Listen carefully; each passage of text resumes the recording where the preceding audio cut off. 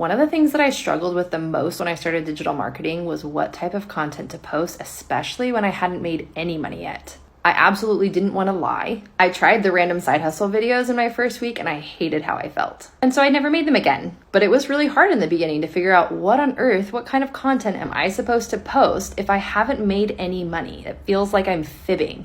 So I'm going to give you a tip. Something I wish someone had told me then. When you're first starting out, it is not about driving sales.